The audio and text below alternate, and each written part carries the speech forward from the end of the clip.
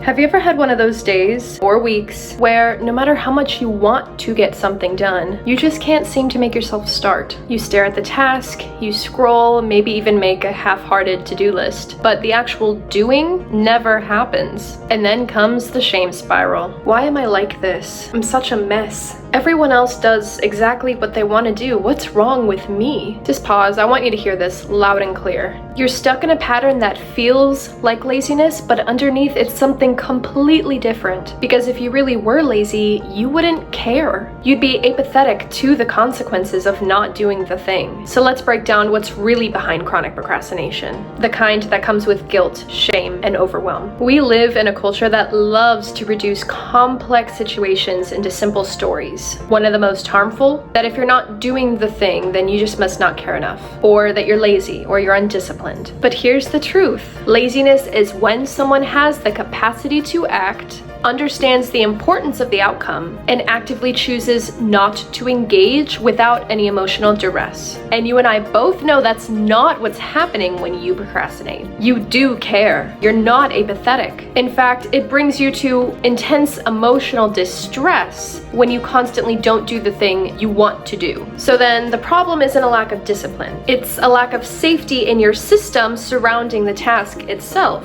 See, procrastination isn't always a motivation issue, and typically our understandings of motivation are skewed anyway. More often than not, it's an emotional regulation issue, a survival response to keep you safe. So let's zoom in on the experience of what's going on. When you go to start anything, this could be a task or a project or a new environment, your brain is going to scan it, unconsciously or not, for threats. And so when it comes to scanning a task, maybe it has high stakes or an unclear understanding of what the expectation is. Or you have a long history of shame that this task triggers. Maybe there's no clear endpoint or goal. Maybe there's pressure to be perfect. You have a streak of perfectionism. Or it triggers your fear of judgment or disappointment. The thing that's funny when it comes to these biological wirings is that your brain can't tell the difference between a truly dangerous threat and an emotional one. So when it senses any kind of risk, it goes into protection mode. This video isn't about relational conflict in any way, but it's why when you feel threatened by someone else, maybe accusing you of something, you go into defense mode. And so when you do go into protection mode as a result of a task, it often doesn't look like running away or fighting. It can look like freezing, shutting down, dissociating, distracting yourself to survive in the moment, to preserve your comfort level. So that's what chronic procrastination is. It's a protective response due to a lifetime of conditioning. It's not a choice, it's not a moral failure, it's just a system doing its best to keep you safe.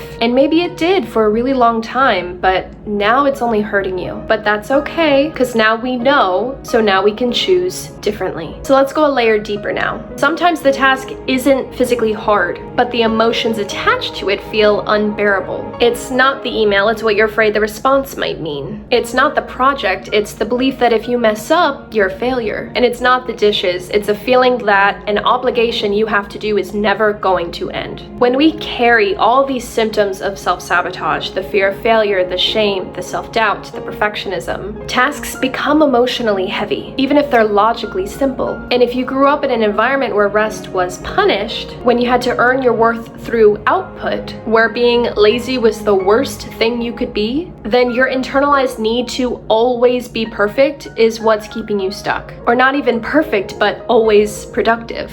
Because the more you push yourself with judgment or fear, the more your physical body resists with a shutdown. If this is resonating and you're realizing that procrastination isn't a choice, but it's wiring, then I made a free resource that can help you. It's called The Pendulum of Self-Sabotage, and it dives into the all or nothing extremes that we fall into when struggling with executive dysfunction. You can grab it in the link in the description or just comment guide and I will send it right to you. It's totally free and packed with insight. So what does help? First, compassionate awareness. And what I mean by that is understanding what's really going on in your body and your nervous system. Noticing when a task feels unsafe, not because it's bad, but because you're overloaded. Second, lower the emotional temperature of the task. That means making it smaller, reducing the stakes, connecting it to something meaningful, or simply giving yourself permission to begin badly. Now, I want to give a little bit of a disclaimer if you're new to my methods that this is not about using Give Yourself Grace to enable inaction. It's not about saying, oh, you're struggling, well, you just need to be okay with it and let it happen. That's not what I'm saying. I want you to achieve all of your goals. I want you to be the best version of yourself. You just can't get there the way that you are right now. Yes, there are seasons you have to do less than what you wish you could, but it's not about enabling the inaction. It's about making conscious decisions and drawing realistic conclusions about your circumstances, and then using that context to move forward instead of giving up completely or bulldozing past your limitations. Third, regulate your nervous system before action. Don't just hope that it's gonna work today. Take precautionary measures. This might look like some breath work, a calming ritual, lighting a candle, taking a minute to journal your thoughts, or just a moment to sit with yourself and say internally, you're safe right now. There's no real threat. This isn't an extension of your worth as a person. You don't have to get it perfect. We're just starting. And finally, build self-trust over time. Not by forcing yourself through willpower, but using these tools that we're learning to take stock of your situation and give yourself what you need gently. And that doesn't always mean stopping or giving up. It just means re-entering a different way. It's in this nurturing state that you can follow through a different way and prove to yourself that it's possible to change, even if it doesn't fulfill your previous expectations. You will still be able to do all of the things and fulfill all of the goals and fulfill all of the ambitions. I'm a very ambitious person, so you can imagine how hard all of this was for me when I was at rock bottom. All of the things I wanted to do, the business I wanted to start, which I've since started because I did all of this work